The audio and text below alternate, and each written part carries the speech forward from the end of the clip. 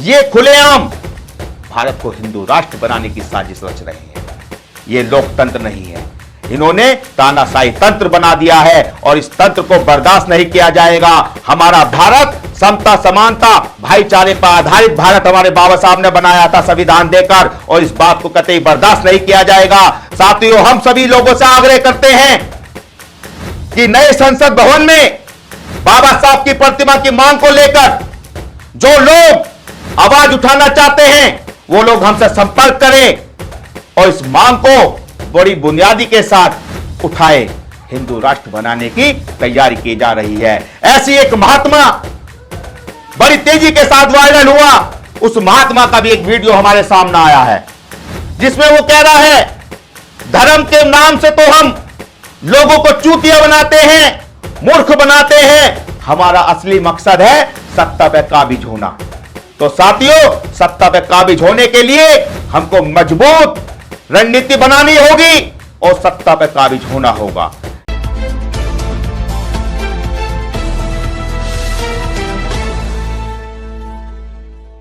जय भीम साथियों, मैं अतुल खोड़ावाल, राष्ट्रीय अध्यक्ष बहुजन जनता दल।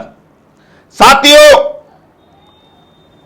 भारत के अंदर लोकतंत्र की हत्या की जा रही है।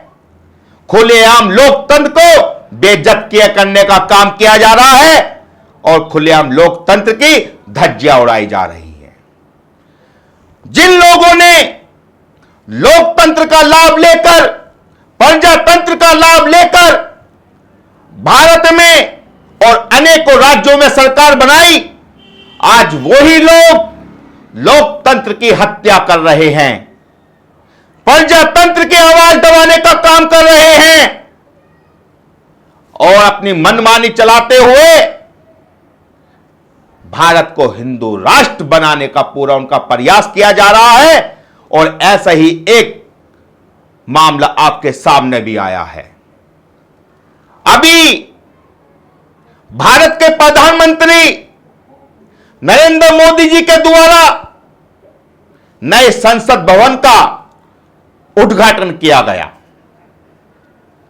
साथियों, पहले तो हम पूछना चाहते हैं भारत सरकार से और माननीय नरेंद्र मोदी जी से कि हमारे भारत का सर्वप्रथम नागरिक कौन है, और जो सर्वप्रथम नागरिक भारत के राष्ट्रपति जी हैं, सर्वोच्च पद महामहिम राष्ट्रपति जी को बोला जाता है, उस पद से आपने उद्घाटन क्यों नहीं कराया नए संसद भवन का? यह अधिकार तो राष्ट्रपति जी को होना चाहिए था और उनके हाथों से नए संसद भवन का उद्घाटन कराया जाना था। लेकिन भारत में लोकतंत्र की हत्या की जा रही है, प्रजातंत्र की हत्या की जा रही है, खुलेआम बेटियों के साथ गलत काम होता है, उसको दबाया जाता है, उनकी आवाज नहीं उठाई जाती है। साथियों, जिस दिन भारत के नए संसद भवन का उद्घाटन हो रहा था, उस दिन एक तरफा भारत के सुदृढ़ लोगों की बहन बेटियों पर लाठियां बरस रही थी, उनकी इस तरह पिटाई की गई, इस तरह लाठियां बाजी गई कि ऐसा कभी देखने में नहीं आया कि भारत में महिलाओं के साथ यह हाल किया जाता है, इस प्रकार से लाठियां बजाई जाती है महिलाओं पर। यह उस दिन की घटना है जिस दिन भारत का नए संसद भवन का उद्घाटन हो रहा था। साथियों, अब हम आपको इसके बारे में विस्तार से बताते हैं।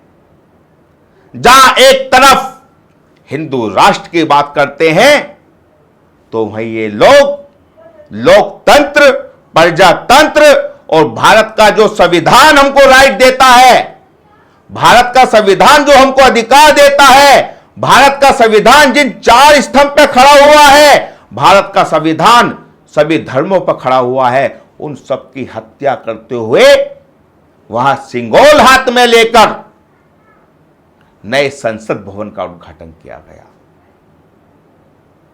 यह बड़ा दुख का विषय है। जबकि भारत किसी के एक बाप की जागीर नहीं है। भारत संपूर्ण हिंदू, मुस्लिम, सिख, ईसाई, बौद्ध सभी धर्मों से मिलकर भारत की रचना की गई है। भारत को बनाया गया है। भारत के संविधान में सभी धर्मों को बराबर अधिकार दिए गए हैं और भारत का संविधान हमारे परम पूज्य डॉक्टर भीमराव अंबेडकर जी के द्वारा लिखा गया है। साथियों, नए संसद भवन में ना तो परम पूज्य बाबा साहब की प्रतिमा लगाई गई है और ना ही किसी प्रकार से उनको दर्शाया गया है।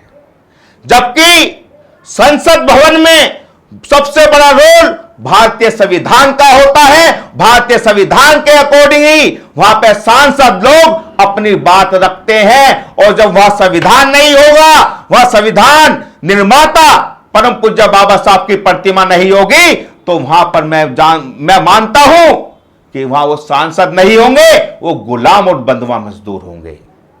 साथियों, संपूर्ण महिलाओं को संपूर्ण अधिकार दिलाने वाले हमारे मसीहा परम पूज्य बाबा साहब की प्रतिमा नए संसद भवन में नहीं लगाई गई। जबकि भारत में महिलाओं को पांव की जूते के समान माना जाता था। इसी प्रकार से एक श्लोक भी है, ढोल पशु शूद्र और नारी, यह है तारम के अधिकारी। इस प्रकार के श्लोक भी भारत में वर्ण व्यवस्था में दिए गए हैं और जिनके अनुसार महिलाओं को किसी भी प्रकार का अधिकार नहीं था। खाली ये अधिकार दलितों की महिलाओं को नहीं था, ये सभी महिलाओं को अधिकार नहीं था, चाहे वो किसी भी जाति या किसी भी धर्म की हो। ये तो अधिकार हमारे परम पूज्य बाबा साहब ने दिलाए हैं। जो आज बहन बेटी खुले रूप से चलती हैं, स्कूलों में जाती हैं, आईएएस पीसीएस बनती हैं, मंत्री बनती हैं, मुख्यमंत्री बनती हैं और यहां तक कि राष्ट्रपति भी बनती हैं, तो ये सब हमारे परम पूज्य बाबा साहब की देन है। अन्यथा महिलाओं को हिंदू धर्म में पांव की जूती समझा जाता था और आज भी बहुत सी जगह ऐसा अब भी है। साथियों, ये बड़ा दुख का विषय है कि नए संसद भवन में परम पूज्य बाबा साहब की प्रतिमा नहीं लगाई गई। दूसरा, माननीय प्रधानमंत्री नरेंद्र मोदी जी सिंघौल लेकर नए संसद भवन का उद्घाटन करते हैं और लेटकर प्रणाम करते हैं, जबकि सिंघौल एक हिंदू धर्म का प्रतीक चिन्ह बताया जाता है। उसमें भगवान शिव जी के नंदी जी की सवारी को बताया जाता है।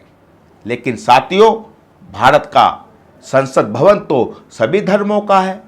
सभी धर्म के वहां पर सांसद बैठेंगे, सभी धर्म की वहां पर आवाज उठाई जाएगी। फिर क्यों एक धर्म के लोग वहां उस संसद भवन का उद्घाटन क्यों कर रहे हैं?